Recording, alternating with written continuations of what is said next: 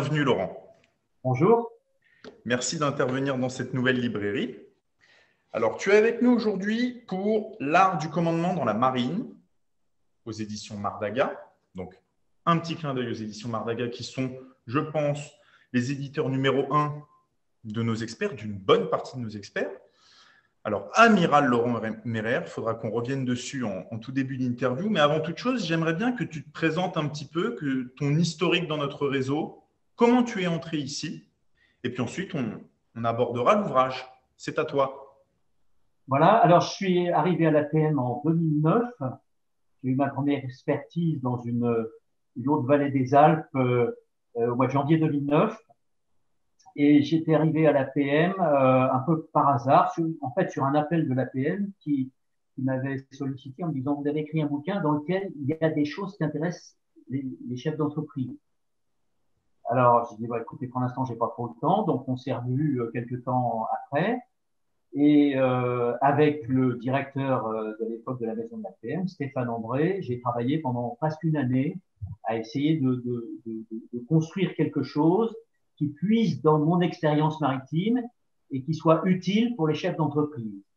Voilà un petit peu l'histoire. Et donc, ça fait la 14e année que j'interviens à un rythme que je veux conserver modéré. C'est pas mon métier, ça reste une passion. Et tant que ça reste une passion, tant que j'ai l'impression que c'est utile, que j'y prends du plaisir et que les chefs d'entreprise trouvent de l'intérêt, je continue.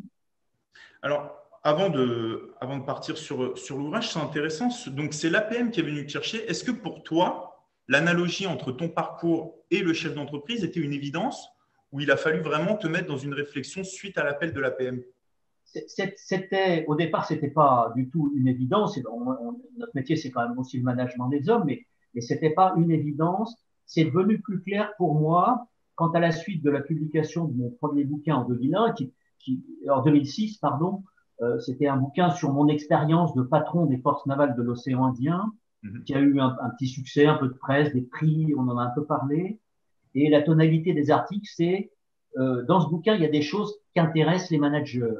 Voilà, donc là, j'ai commencé à réfléchir. Là-dessus, il y a eu ce contact avec l'APM et puis la suite que j'ai indiqué tout à l'heure. Amiral, pour ceux qui ne connaîtraient pas les grades dans la marine, c'est le plus haut, c'est presque le plus haut, c'est quoi ce grade? Mais alors, d'abord, amiral, c'est un beau mot. C'est un mot qui vient de l'arabe Amir al-Bahr, le prince de la mer. D'accord. Alors, voilà. Alors, effectivement, un amiral, c'est un officier général de la marine. Donc, il y en a pas tellement en fonction en même temps, il y en a peut-être une douzaine. Donc, ce sont les grands patrons de la marine, du chef d'état-major de la marine ou du chef d'état-major des armées, qui peut être un amiral. Et puis, les commandants de forces navales, les préfets maritimes. Donc, ça fait pas le directeur du personnel, enfin voilà, quelques directeurs des opérations. Ça fait quelques officiers généraux qui sont le staff d'une entreprise qui a aux environs de 40 000 personnes. Ok. Et pour mon info, tu gardes le titre même à la retraite. Alors, on garde le titre de. Alors, en fait, un officier général de l'armée de terre ou de la marine n'est jamais en retraite. Okay. Il est en deuxième section, comme on dit. C'est-à-dire qu'il peut à tout moment être appelé pour différentes fonctions. Ok, très bien. Donc, on pourrait aussi faire une expertise et un parallèle entre la retraite, enfin, la pas retraite dans l'environnement dans l'armée, contrairement à la retraite classique. Mais ça, c'est un sujet qui reviendra plus tard sur les nouveaux formats de retraite. C'est un ouvrage qu'on recevra, une librairie qu'on fera en avril. Alors, on va commencer, Laurent. Donc, tu avais déjà écrit, comme tu nous l'as dit, en 2006. D'où est venue cette idée? Pourquoi écrire sur ça? Comment ça s'est fait? Pourquoi écrire sur l'art du commandement? Ouais. Oui. Alors, en fait, c'est une sollicitation de la maison Mardaga que j'ai reçue au printemps 2020. Au début du printemps 2020, on était dans le confinement et je venais de terminer un bouquin d'une toute autre teneur, qui était un bouquin de voyage, puisque je voyage pas mal sac au dos autour du monde avec mon épouse, plusieurs mois par an. Donc, je venais de terminer un bouquin et j'ai eu cet appel qui m'a un peu étonné. Et en fait, cette maison Mardaga, son patron, je l'ai appris plus tard, est un membre d'un club APM de Bruxelles. C'est ça. Donc, probablement, mon nom est arrivé jusqu'à lui, je ne sais comment. Peut-être m'a-t-il entendu dans son club. C'est vrai que j'étais allé 2 fois dans des clubs à Bruxelles. Et donc, il y a cette demande que j'ai prise un peu pour un challenge. Je me dis, mais comment je vais faire? Enfin, et j'ai envoyé un premier, voilà, quelques pages en disant, bah, je pourrais faire ça, ça et ça, banco. Mhm. Et puis, avant même d'avoir un contrat, je me suis dit, je suis pas sûr de réussir, donc je vais essayer. Et puis, je m'y suis mis tous les matins. Voilà, tous les matins, du mois d'avril jusqu'au mois de juillet, pendant 4 mois. Et au bout de 4 mois, j'avais terminé la première partie, parce qu'après, il y a tout le travail éditorial Oui. qui a pris quand même plusieurs mois. Donc, voilà un peu l'histoire de ce bouquin. Une commande, un défi, et le plaisir d'une autre expérience que celle de l'expertise orale, parce qu'évidemment, on ne fait pas un bouquin comme on fait une expertise. Mais c'est ça, tu m'offres la transition parfaite. C'est ce qu'il faut se dire à ceux qui ne te connaîtraient pas ou qui t'ont pas encore reçu, c'est que cet ouvrage reprend dans les grandes lignes ce que tu portes dans le réseau. En Alors, voilà, ce bouquin reprend, euh, toutes les expertises sont différentes, hein, parce que Mhm. elles dépendent évidemment de chaque club. Moi, je prends beaucoup de temps avec l'animateur avant, et puis sur la fiche du club, sur Sidonie, etc., pour adapter mon expertise au club en fonction de ce que je connais. Et là, ben, j'ai plus de temps pour un bouquin, hein, donc je l'ai. Donc le fil, on va en parler, il est un peu différent de celui de l'expertise, le fil du bouquin, mais ça me permet d'être exhaustif, de mettre tout ce que j'ai dit dans toutes les différentes expertises. Euh, j'ai pu aussi faire sous forme d'encart, enfin répondre sous forme d'encart à toutes les questions qu'on me pose, qui Ouais. finalement, au bout de 120 ou 130 expertises, finissent par être bien identifiées. Donc j'ai fait une trentaine ou une quarantaine d'encarts qui sont des réponses à des questions que peuvent se poser les lecteurs. Voilà, donc c'est grosso modo, c'est le fil de l'expertise, mais enrichi euh, euh, voilà, de tout ce que pu m'amener, de tout ce que peuvent m'amener les questions, les interrogations, les interpellations, les commentaires que font les auditeurs lorsque je fais des expertises. Ce qui est intéressant dans cet ouvrage, c'est la construction. Donc, effectivement, en amont, tu introduis un petit peu de ton environnement. C'est bien aussi qu'on comprenne. Il y a une question, enfin, ce qui est très intéressant, c'est déjà, je reprends et je vais le montrer, des bateaux de combat pour quoi faire. Et ça, c'est intéressant parce que je fais une petite aparté, mais j'ai vu il n'y a pas longtemps Le Chant du Loup, Oui, le film là, sur les sous-marins. sur les Et sous-marins. effectivement, c'est pas forcément ce qui nous vient en premier quand on pense armée, défense, défense de notre pays ou ce genre de choses. On ne pense pas forcément à la défense par la mer, je pense. Voilà. Donc, ce qui est intéressant, c'est qu'effectivement, dans ton livre, tu poses quand même les bases, tu nous expliques, tu nous présentes. Alors, c'est aussi très illustré. Tu nous présentes les différents navires de combat, tu nous présentes le personnel. Et ensuite, tu rentres sur les points, les qualités, je dirais, du manager d'homme. Quel est le point que tu traites dans le chapitre ou un autre, hein, qui te semble le plus essentiel dans le management dans la marine? Je ne parle pas en global. Quel est le point pour toi qui t'a semblé le plus important? Je pense que quand on commande des hommes, il y a un point qui est très important, c'est la légitimité. Mhm. Qu'est-ce que c'est ma légitimité à, à, à donner des ordres, à emmener des hommes et des femmes dans des aventures compliquées, dans lesquelles leur vie peut être mise en jeu? Quelle est ma légitimité personnelle? Quelle est ma légitimité par rapport à la République qui m'envoie là-bas? Quelle est ma légitimité par rapport à moi-même? Donc, je pense qu'il y a d'abord une réflexion sur sa légitimité. Évidemment que je traduis pour le chef d'entreprise par quelle est ma légitimité comme chef d'entreprise. Je pense qu'il faut commencer par cette question. Donc, c'est un des sujets que j'aborde assez rapidement. Comment Mais comment tu l'as gagné, toi, ta légitimité? comment je l'ai gagné? Je pense qu'il y a d'abord la connaissance. Il faut bien connaître les hommes et les femmes qu'on commande. Ça commence comme ça commence dès le début. Donc, je raconte un petit peu Ouais. comment ça se passe une prise de commandement. Mhm. Et le bon commandant qui arrive sur un bateau, il va passer en revue ces hommes et ces femmes. Je crois que s'il n'a pas fait l'effort d'apprendre leurs noms avant et de les connaître déjà, voilà, un marin, si on l'appelle tout de suite par son nom, il va être mieux commandé. Donc la légitimité, elle commence par la connaissance. Et la connaissance, c'est-à-dire l'intérêt qu'on porte aux hommes et aux femmes dont on a la responsabilité et qu'on veut emmener dans des affaires compliquées. Ok. Une question qui, alors, encore une fois, c'est un avis que j'ai, c'est une impression.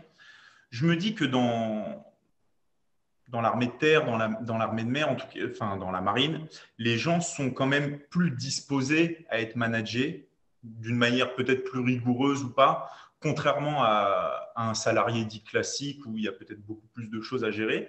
Est-ce que c'est une pure vue de mon esprit ou dans ces environnements-là, les gens sont beaucoup plus à même d'écouter la hiérarchie, de respecter les commandements que dans une structure globale de la société civile?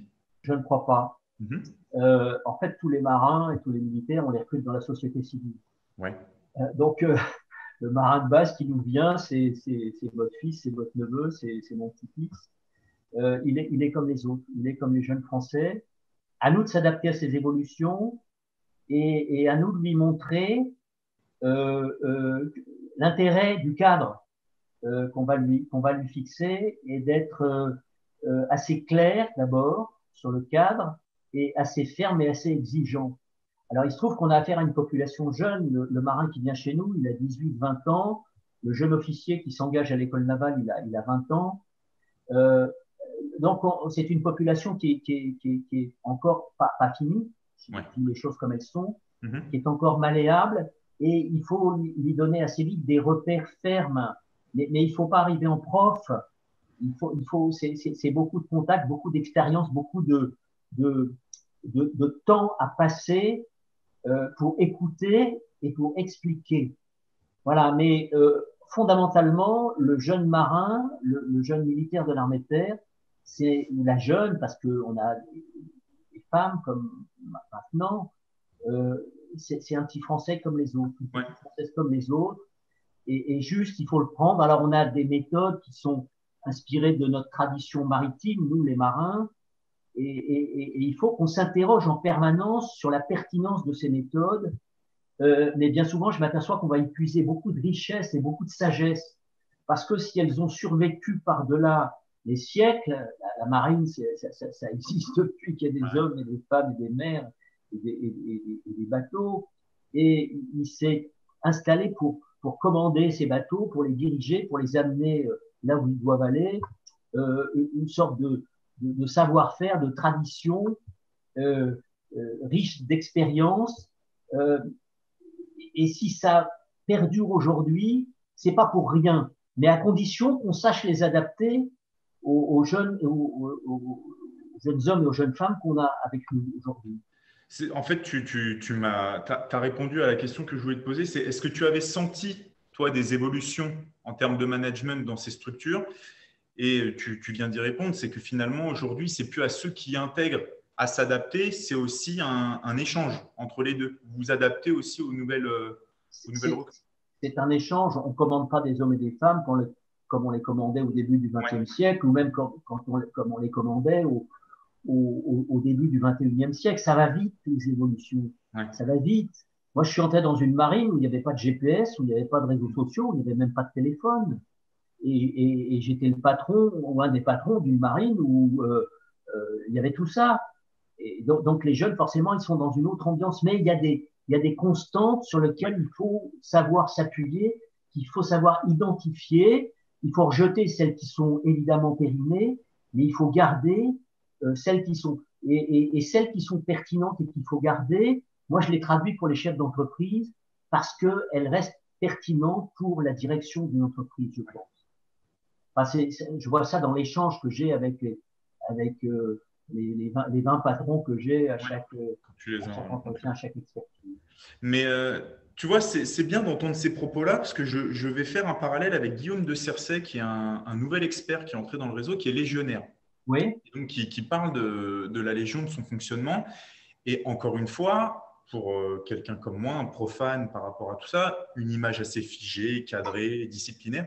Et lui aussi m'expliquait que finalement, pas du tout. Il y a aussi une notion d'adaptabilité importante, d'agilité, d'évolution On ne commande pas comme on a commandé il y a 50, 60 ans. C'est plus les mêmes contraintes, c'est plus les mêmes objectifs, c'est plus les mêmes guerres, entre guillemets. C'est plus les mêmes interlocuteurs. Donc, c'est bien de voir que dans différentes structures de notre armée, il y a quand même une cohérence dans le discours et dans l'évolution des pratiques. Et ça, c'est intéressant de l'entendre aujourd'hui. Oui, les légionnaires viennent de publier collectivement un ouvrage que j'ai lu. Je ne sais pas si cet officier fait partie de l'équipe qui a écrit ça. J'ai retrouvé beaucoup de choses communes. Ouais. Et une des choses communes que j'écris dans le bouquin, finalement, je dis, où parfois ça surprend un peu, je crois que pour bien commander, il faut aimer les hommes et les femmes. Alors, aimer, qu'est-ce que ça veut dire? Mais il y a ce mot qui est fort derrière, et je l'ai retrouvé euh, dans ces écrits de ces officiers de la Légion étrangère. Je crois qu'on a pas mal de points communs. Ouais. Ouais, mais je te dis, en t'entendant, je pensais aussi à ce qu'il nous avait dit quand on l'avait rencontré. Et effectivement, tu vois, quand on a un avis pas forcément positif, en tout cas du management, des images qu'on se fait ou des idées qu'on se fait, c'est bien d'avoir des vrais hommes ou femmes du terrain qui pratiquent, qui ont pratiqué pour comprendre. Parce que ce qu'on voit à la télé, ce qu'on s'imagine, ça n'a rien à voir. Et c'est bien de se le redire aujourd'hui. Euh, une autre question avant de rentrer peut-être sur le côté scénario qui est, à mon sens, le point le plus attractif de l'ouvrage, parce que là, on est vraiment en immersion. Je suis un adhérent et je me dis, bon, j'entends le parallèle, je vois des points communs, mais par contre, Laurent Mérère, il a eu des choses à gérer dans son parcours qui n'ont rien à voir avec mon rôle de dirigeant. Pas la même tension, pas les mêmes enjeux. Je te dis ça parce que je me rappelle on s'était vu quand je suis arrivé à la PM et tu nous avais dit quelque chose. On avait fait une rencontre avec deux, trois autres consultants et tu nous avais dit le plus difficile, c'est de prendre une décision quand on sait que les autres derrière soi ne valident pas forcément la décision. Je me rappelle de cette phrase. Oui, Et je me dis, là, toi, tu as un commandement, tu dois l'appliquer. Tu sais que ton équipe ne te suit pas forcément, mais il faut que tu les emmènes. Un dirigeant d'entreprise, il peut aussi se dire, bon, je sens que mon équipe n'est pas d'accord avec la trajectoire que je prends, on peut réajuster. Jusqu'où vont les points communs entre ton rôle d'amiral et le rôle de dirigeant et où tu ne peux plus être entendu par eux parce que tu es dans un univers totalement différent. c'est vrai que le chef, à un moment donné, il arrive dans un univers différent. Euh, mais pour une décision, tout est dans la préparation. Mhm. Et la préparation, elle est collective jusqu'au dernier moment. D'accord. Jusqu'au dernier moment, elle est collective. Jusqu'au dernier moment, on peut discuter avec son second, avec son équipe d'officiers, avec ses principaux officiers mariniers dans la préparation. Et la décision, ce sera l'ultime. Et à ce moment-là, le chef décolle, il change de terrain. Et si la décision était facile à prendre, elle serait rationnelle. Et ce ne serait pas une décision, ce serait un choix. Ce qui Mhm. va faire l'essence du chef, c'est son aptitude à intégrer tout ce qui a été fait dans la préparation collective, à un moment de s'en détacher et de s'appuyer sur quoi? Sur son intuition. Il y a la décision, il y a pas de bonne décision, il y a une décision La décision. et en accepter la responsabilité. Et là, il n'y a que le patron qui peut la prendre au moment qu'il l'estime utile et à mon avis au dernier moment. Parce qu'il faut qu'il se donne la faculté jusqu'au dernier moment d'intégrer le dernier moment. Et sa décision, il la prend à l'instant T et pas à l'instant T moins 2 secondes. Et juste la bonne capacité la capacité du chef, c'est de choisir le bon moment où il intervient. Mais aussi d'avoir su préparer le terrain et préparer le terrain en équipe. Ok. Voilà un petit peu ce que je peux dire. Je crois que j'en discute évidemment avec les chefs d'entreprise. C'est un peu toujours ça. C'est comment je prépare en équipe et comment à un moment je décide tout seul. On peut pas décider à deux. Et comment j'accepte la responsabilité de ces décisions et de ces Ouais. conséquences. Bah, tu fais un autre parallèle avec un autre grand militaire du réseau qui est le général Vincent Desportes, qui nous parle beaucoup de la décision dans différents formats qu'il propose dans notre réseau. Aurélie me signale que le temps file, comme d'habitude, dans chaque librairie. Alors, on va rentrer peut-être un petit peu plus, comme je le disais tout à l'heure, sur le côté. Alors, ça n'a pas été forcément ludique pour toi, mais quand on est lecteur, c'est plutôt bien d'être embarqué dans ces scénarios-là. Quel scénario, peut-être, sans trop en dire, hein, lequel tu peux nous pitcher, celui qui t'a peut-être laissé un souvenir un petit peu plus important que d'autres, je ne sais pas, sur les 5 scénarios que tu proposes dans le livre. Oui, évidemment, j'en ai choisi 5 qui sont représentatifs. Euh, Peut-être celui sur lequel peut mettre l'accent, paradoxalement, parce qu'il y a un scénario d'ouverture du feu, il y a un scénario de Oui. piraterie, etc., donc qui sont très excitants pour l'esprit, mais il y a aussi un scénario de faiblesse. Mhm. Il y a un scénario de faiblesse et c'est peut-être ça euh, dont je veux parler ou que je veux mettre en exergue, c'est qu'à un moment, le chef peut se sentir tout seul et finalement, je ne l'avais pas accepté jusque-là, mais j'ai compris qu'il avait le droit de s'en sortir tout seul euh, et que dans le fond, il fallait s'y préparer. Et la première chose face à la solitude, c'est d'y avoir réfléchi avant et savoir que ça peut vous arriver, que le coup de mou peut vous arriver. Voilà, donc j'ai un scénario là-dessus et qui glisse un petit peu sur les questions de comportement. Comment est-ce que mon comportement dans le quotidien, dans les petites choses de la vie quotidienne comme dans les grandes choses de la décision, comment mon comportement est reçu par mon équipe et comment je fais en sorte d'avoir des retours sur ce comportement. Voilà, donc j'ai un scénario, oui, ça c'est pas très guerrier, mais c'est un des scénarios qui a été peut-être le plus difficile à mettre sur le papier parce que c'est pas des sujets très faciles, Ouais. c'est des sujets où on met en avant sa fragilité, mais dans les années que j'ai passées à la mer, dans les années que j'ai passées en responsabilité, dans les années où je me suis trouvé confronté à des situations difficiles, est-ce qu'il faut que j'ouvre le feu ou pas, est-ce qu'il faut que j'intervienne ou pas, ou après dans la gestion de grandes crises maritimes, quelle décision je prends, voilà, savoir qu'on peut être fragile et savoir que à tout moment son comportement euh, peut avoir qu'est-ce qu'il peut avoir comme conséquence sur les hommes et les femmes qu'on emmène avec nous dans l'aventure. Encore une fois, tu nous offres un lien avec un nouveau regard croisé que nous proposent deux experts, Hélène Munier et Julien Borgelot, sur la fragilité et la confiance en soi. Et finalement, la confiance peut par moments être impactante de manière négative pour des équipes, et la fragilité peut susciter et nourrir quelque chose de beaucoup plus positif et engageant. Donc voilà, tout se recoupe et c'est toujours bien d'avoir dans les librairies des petits ponts qui se créent comme ça. Ça invite les spectateurs à recevoir les gens ou en tout cas à se renseigner un petit peu plus. J'en profite aussi pour faire un petit clin d'œil peut-être à 2 compères à toi du réseau, Olivier Lajoux et Monsieur Dupont. On peut aussi leur faire un clin d'œil pour dire que tu es aussi responsable de leur présence dans le réseau, si je ne dis pas de bêtises. Je ne sais pas exactement, ils ont beaucoup de qualités. D'abord, ce sont 2 amis très chers. Voilà, ce sont 2 amis très chers avec qui j'ai eu grand plaisir à travailler. Olivier Lajousse et puis François Dupont, qui est un de mes camarades de promotion. Donc, on se connaît depuis, voilà, ça fait pas mal de dizaines d'années. On a fréquenté les mêmes écoles. On a des parcours parallèles, lui sous-marinier et moi à la surface. Et puis Olivier Lajousse, c'est un très grand monsieur qui a d'immenses qualités, qui a fait preuve dans son management des hommes et de la parole, voilà, d'un immense talent. Voilà, donc je me sens un petit peu léger d'être comparé à eux deux, voilà, mais ce sont de grands amis.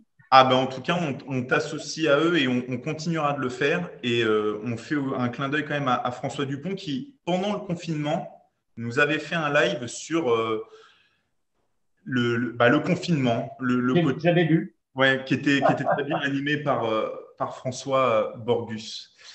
Écoute, Laurent, c'était un plaisir. On ne peut pas trop te garder parce que sinon, on va dévoiler beaucoup de choses de l'ouvrage ou de ta rencontre. Et l'idée, c'est vraiment de donner aux gens envie, de leur donner envie de le lire, de te recevoir en club, parce qu'effectivement, l'ouvrage et ton passage en club se complètent. Il y a plein de choses qu'on ne trouvera pas dans le livre, et il y a des choses que tu dis en rencontre qui sont évidemment aussi stimulantes que les scénarios, voire plus. Donc, je te remercie en tout cas pour ton intervention. C'était très agréable. Voilà, je vais juste préciser que le Oui, titre, c'est L'art du commandement dans la marine et le sous-titre, Quelle inspiration pour les pour les chefs chefs d'entreprise. d'entreprise. Ce n'est pas qu'un témoignage, effectivement. Il y Ce a, n'est il y pas a qu'un un... témoignage, c'est de la réflexion, c'est amener des questions qui me paraissent être pertinentes pour les chefs Ah d'entreprise, oui, oui. et On est amener par un d'accord. regard décalé à partir d'une autre expérience que la leur. C'est ça. Mais en tout cas, on peut être nourri à deux points de vue. C'est en immersion dans ton parcours, dans certaines situations que tu as vécues, et puis effectivement avoir des réponses en tant que chef d'entreprise. Et encore une fois, ton ouvrage et ta venue en club, à mon avis, sont des bons outils pour, euh, pour de la stratégie, pour du management et pour une vision d'action, si je peux dire ça comme ça. En tout cas, Laurent, merci beaucoup. Merci Romain, Et puis à très bientôt. à bientôt, Au revoir. au revoir à tous.